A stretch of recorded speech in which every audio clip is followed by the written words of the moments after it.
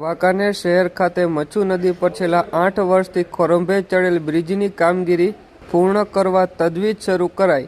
બાબતે પ્રાપ્ત માહિતી મુજબ વાંકાનેર શહેરના મિલપ્લોટ, વિસીપરા રેલવે સ્ટેશન સહિતના અનેક વિસ્તારોને અવરજવરમાં સરળતા માટે નગરપાલિકા દ્વારા મચ્છુ નદી પર કરોડો રૂપિયાના ખર્ચે 8 વર્ષ પૂર્વે પુલની નવીનીકરણ કામગીરી શરૂ કરવામાં આવી હોય, જેમાં રેલવે એનઓસીના અભાવે આ કામગીરી ખોરંભે ચડી હોય ત્યારે ગઈકાલ મંગળવારે રાજ્યસભાના સાંસદ કેસરી દેવસિંહ ઝાલા, રિજનલ કમિશનર મહેશ જાની સહિતના આ પુલના સ્થળની નિરીક્ષણ કરી રૂપિયા 9.91 કરોડના ખર્ચે નવા પુલની કામગીરી માટે આજ રોજ બુધવારે સવારે 11 વાગ્યે રાજ્યના મુખ્યમંત્રી ભૂપેન્દ્રભાઈ પટેલ દ્વારા આ કામનું ખાતમુહૂર્ત કરવામાં આવ્યું હતું.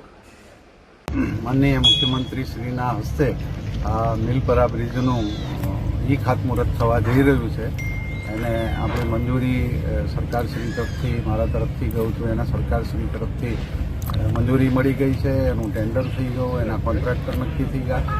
એટલે આવતીકાલથી ખાતમુહૂર્ત થયાથી એ કામ ચાલુ થશે અને 24 મહિનામાં આપણને એ બ્રિજ કાર્યરત મળશે.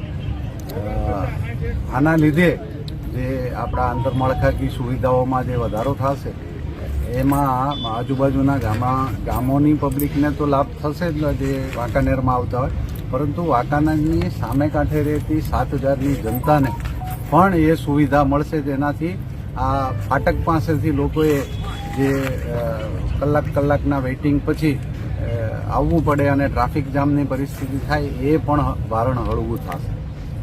આજે વાંકાનેર મુકામે મિલપ્લોટથી ગામ બાજુનો જે પુલનું કામ ઘણા વર્ષોથી સ્થગિત હતું. અગાઉ પણ આનું ખાતમુહૂર્ત થઈ અને વર્ષો સુધી આ કામ એક રોકાઈને ઊભું હતું. એ કામ આવતીકાલે મુખ્યમંત્રી શ્રીના વરદ હસ્તે ગુજરાતના ઘણા બધા વિકાસના જે કામ થઈ રહ્યા છે એના ભાગરૂપે એક વાંકાનેરની એક આ વર્ષો જૂનો પ્રશ્ન સોલ્વ કરવા માટે ખાતમુહૂર્ત અને કામ ચાલુ કરવાનો એક જે કાર્ય આવતીકાલે થવાનો છે એ ખૂબ સારી વાત છે. વાંકાનેર વિસ્તારના અંદર ખાસ કરીને મિલપ્લોટ, વિસીપરા, આ આખો જે વિસ્તાર છે, લગભગ 7,000 થી 7,500ની વસ્તી વાંકાનેરની જ્યાં રહેતી હોય, એક બહુ મોટી વસ્તી ગણાય વાંકાનેર સિટીના પ્રમાણમાં. એના માટે આ એક ખૂબ મોટું આ એક કનેક્ટિવિટીનો એક મોટો પ્રશ્ન સોલ્વ થશે. આપણને બધાને ખ્યાલ છે કે અહીંયા ફાટકનો એક મોટો પ્રશ્ન છે. લગભગ કલાકથી 1.5 કલાક સુધી ટ્રેનો, અને હવે તો ડબલ લાઇન થઈ ગઈ છે એટલે ટ્રેનોની સંખ્યા પણ વધી ગઈ છે. એટલે આ ટ્રેનો લગભગ કલાકથી 1.5 કલાક સુધી ફાટક બંધ રખાવે છે. ટેકનિકલ મુદ્દાઓના કારણે એ ફાટકમાં પણ અંડરબ્રિજ અને ઓવરબ્રિજનો પ્રશ્ન સોલ્વ થતો નથી. એના માટે પણ આપણે કાર્યરત છે અને આપણે કેન્દ્ર સરકારમાં પણ અરજીઓ કરેલી છે. પણ જ્યાં સુધી એ પ્રશ્ન સોલ્વ ના થાય ત્યાં સુધી આ ટ્રાફિકનો પ્રશ્ન સોલ્વ કરવા માટે આ 7,000 થી 7,500ની જે આપણી વસ્તી છે એને વાંકાનેર સાથે ડાયરેક્ટ કનેક્શન મળે અને જે ઉપલી બાજુ લગભગ 20 ગામ જે આ રસ્તાનો ઉપયોગ કરતા હોય એ 20 ગામની જનતા ને આ પુલનો ઉપયોગ મળે, જેથી કરીને આ 1-1.5 કલાક સુધી જે વાટ જોવી પડે છે એ ન જોવી પડે. એ પ્રકારનું જ્યારે કાર્ય થતું હોય ત્યારે આપણે ગુજરાત રાજ્ય અને ગુજરાત સરકારનું આપણે અભિનંદન વ્યક્ત કરી.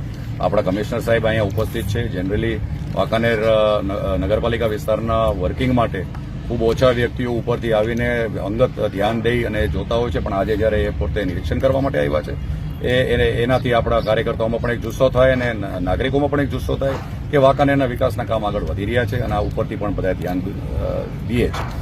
એ પ્રકારનું જ્યારે કાર્ય થઈ રહ્યું છે ત્યારે આવનારા સમયના અંદર એક ખૂબ મોટી ટ્રાફિકની એક સમસ્યા સોલ્વ થવા જઈ રહી છે. એ બદલ હું સરકારનો અને વિભાગનો અભિનંદન વ્યક્ત કરું છું.